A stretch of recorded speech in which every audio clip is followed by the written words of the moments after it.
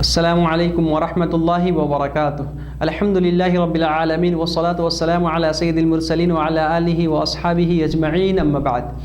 मेरा सम्पूर्ण दाजुभाइ तथा दिदीबहिनीहरू र विभिन्न माध्यमबाट यस कार्यक्रमलाई सुनिरहेका मेरा सम्पूर्ण साथी मित्रहरू, आज हामीहरूको यो 8औं पाठ हो अनि यसमा आज हामीहरू कब्रस्तानसित सम्बन्धित कुनै कुराहरू र त्यसै गरी मृत्यु भएको व्यक्तिको परिवारसित संवेदना व्यक्त गर्ने, शोक व्यक्त गर्ने तरिकाहरूबारे रसूल अकरम सल्लल्लाहु अलैहि वसल्लमको पद्धति के थियो, रसूल अकरम सल्लल्लाहु अलैहि वसल्लमको तरिका के थियो, यो बुझ्नेछौँ। यसमा सर्वप्रथम यो था काना इदा सल्ला अलल मय्यति तबिअहु इलल मकाबिर।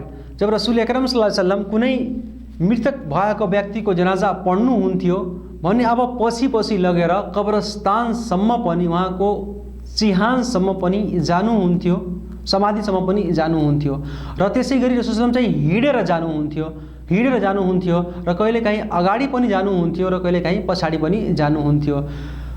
जुन सवार व्यक्तिहरू हुन्थे तिनीहरूको लागि उत्तम र सही कुरो यही छ कि तिनीहरू त्यस चाहिँ जनाजाको पछाडि तिनीहरू हिँडेर जाउन्।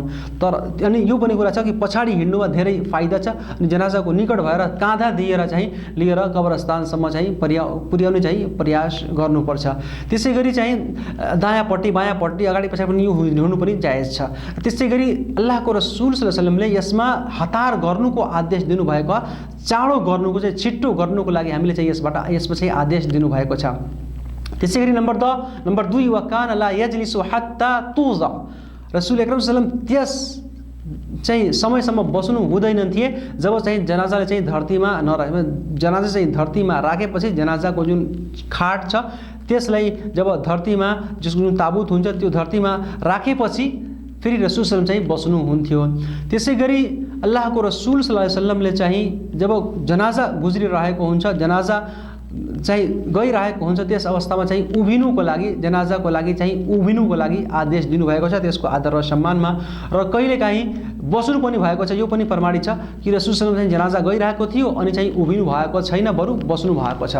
त्यसै गरी अल्लाहको रसूल सल्लल्लाहु अलैहि वसल्लमको यो तरिका थियो।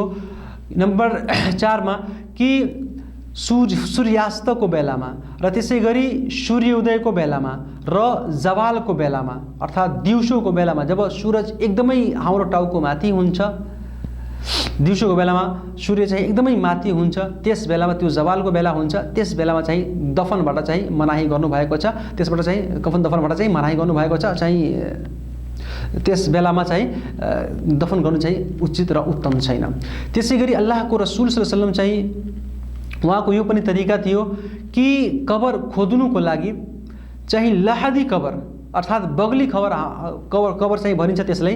त्यो बगली कबर के हो कि एउटा ताका जस्ता बनाइन्छ दायाँपट्टिमा अनि फेरि बडीलाई त्यसभित्र राखिन्छ। यो पनि प्रमाणित छ र कबरलाई एकदमै गहिरो र फ्राकिलो खोद्ने र खास गरी टाउकोतर्फ र खुट्टातर्फ अलि फ्राकिलो बनाउनुको पनि तरिका प्रमाणित छ। यो हामीले यस्तै गर्नुपर्छ।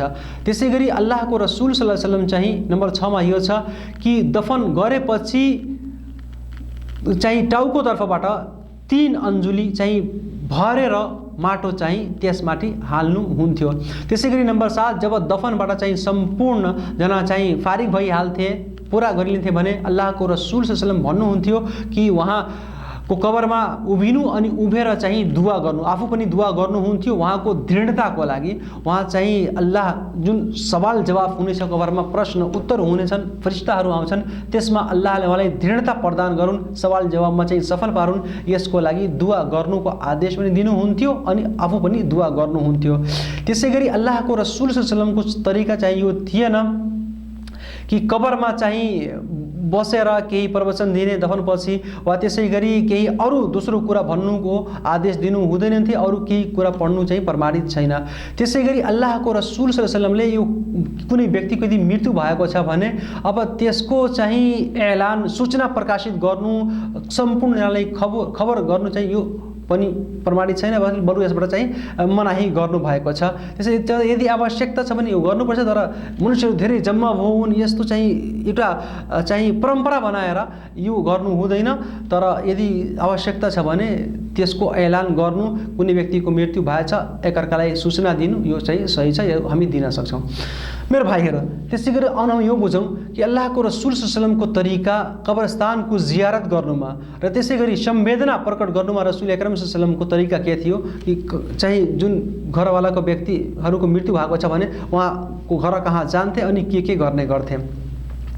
मेरो भाइहरू, अल्लाहको रसुल सल्लल्लाहु अलैहि वसल्लम चाहिँ कबरलाई माथि अर्थात् त्यसलाई ठुलो बनाउनु, त्यसलाई चाहिँ अग्लो बनाउनबाट मनाही गर्नुभएको छ र त्यसै गरी त्यसमाथि चाहिँ गुम्बद बनाउनबाट पनि मनाही गर्नुभएको छ, त्यसलाई पक्का बनाउनबाट पनि मनाही गर्नुभएको छ र त्यसै गरी नम्बर 2 रसुल अकरम सल्लल्लाहु अलैहि वसल्लमले हजरत अली रजियल्लाहु ताला अन्हुलाई यमनतर्फ पठाउनु भयो अनि भन्नुभयो कि त्यहाँ कुनै पनि यदि मूर्ति छ त्यसलाई भत्काइदिनु, त्यसलाई तोडिदिनु र कुनै कबर यदि चाहिँ माथि भएको छ भने त्यसलाई चाहिँ तल्लो चाहिँ गरिदिनु, त्यसलाई माटोको बराबर गरिदिनु। त्यसै गरी रसूल सल्लम जब वकाना युअल्लिमु मन अरादा यारिफ कबरहु बिसखरा, यदि कुनै व्यक्ति चाहिँ चाहिरहेको छ कि त्यो चाहिँ कबरलाई पहिचान गरोस् भने एउटा ढुङ्गा चाहिँ त्यहाँ राख्नुको आदेश दिनुभएको छ। ढुङ्गा चाहिँ हामी राख्न सक्छौँ। त्यसै गरी नम्बर 5 अल्लाहको रसुल सल्लल्लाहु अलैहि वसल्लमले चाहिँ कबरमा चाहिँ बत्ती बाल्ने र त्यसै गरी त्यहाँ ढोग गर्ने, सजदा गर्ने वा त्यसै गरी चाहिँ त्यहाँ केही लेख्ने, कबरलाई पक्का बनाउने, यी सम्पूर्ण कुराहरूबाट मनाही गर्नुभएको छ। त्यहाँ नमाज पढ्नुबाट पनि मनाही गर्नुभएको छ र बार बार त्यहाँ जानु, ईदगाह जस्तो त्यसलाई बनाउनु, जस्तो कि आज हाम्रो व्यक्तिहरूले गर्ने गर्छन्, मुजाबिर भएर त्यहीँ बस्छन्, यी सम्पूर्ण कुराबाट हाम्रो नबी मुहम्मद सल्लल्लाहु अलैहि वसल्लमले चाहिँ मनाही गर्नुभएको छ।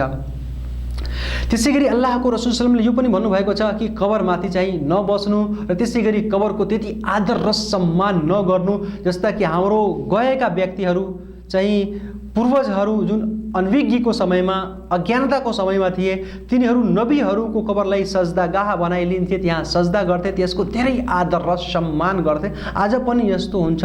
अल्लाहको रसुल सल्लल्लाहु अलैहि वसल्लमले यसबाट मनाही गर्नुभएको छ। त्यसै गरी अल्लाहको रसुल सल्लल्लाहु अलैहि वसल्लमले हामीलाई कबरको जियारतको आदेश दिनुभएको छ।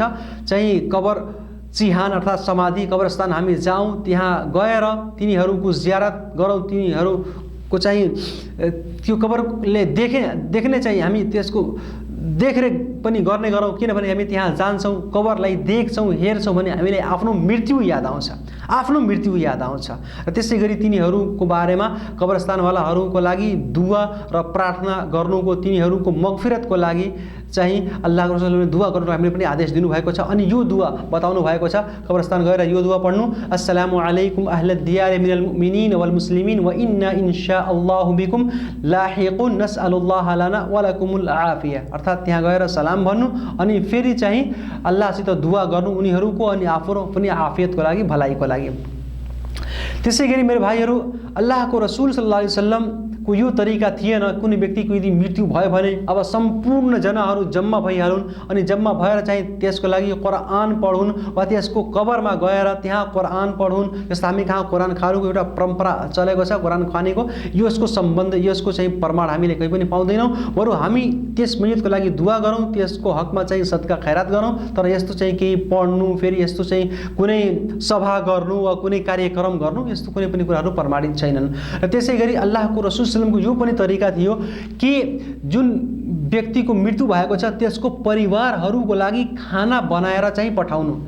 किनभने तिनीहरू शोकाकुल अवस्थामा हुन्छन्, धेरै चाहिँ गमगीन हुन्छन्, शोकको अवस्थामा हुन्छन् भने उनीहरूलाई खाना पुर्याउनु, उनीहरूलाई खाना खुवाउनुको बन्दोबस्त र व्यवस्था मिलाउनु पर्छ। र आजको अवस्थामा के भएको छ कि मनुष्यहरू जान्छन् अनि जुन व्यक्तिको घर मृत्यु भएको छ त्यो एकदमै हतार भइहाल्छ, खाँचोमा परिहाल्छ, त्यो सम्पूर्णजनाको खानाको व्यवस्था मिलाउँछ। तर यस्तो हुँदैन। हामीले त्यसको साथमा, त्यसको सुख दुःखमा हामीले चाहिँ बाँड्नुपर्छ, त्यसको साथमा चाहिँ हरेक कुरा मिलाउनुपर्छ अनि त्यसमाथि कुनै खाँचो नहोस् यसबारे हामीले प्रयास गर्नुपर्छ। रसुल अकरम सल्लल्लाहु अलैहि वसल्लमको यही तरिका थियो। मेरो भाइहरू, आजको पाठमा हामीहरूले यो सम्पूर्ण कुराहरू बुझ्यौँ छोटकरीमा। त्यसैले हामीले पनि आफ्नो सम्पूर्ण जीवन चाहिँ खास गरी कुनै व्यक्तिको मृत्यु भयो भने अब मृत्युदेखि कफन दफनसम्म त्यसपछि कुन कुन कार्य रसुल अकरम सल्लल्लाहु अलैहि वसल्लमले बताउनु भएको छ, यसै अनुकूल हामीले कर्म गर्ने चाहिँ प्रयास गर्नुपर्छ। अल्लाह तालाले हामी हर एकजनालाई रसुल अकरम सल्लल्लाहु अलैहि वसल्लमले बताएको विधि अनुसार हर एक कर्म गर्ने तौफिक प्रदान गरून्। आमीन। वस्सलामु अलैकुम व रहमतुल्लाहि व बरकातुहू।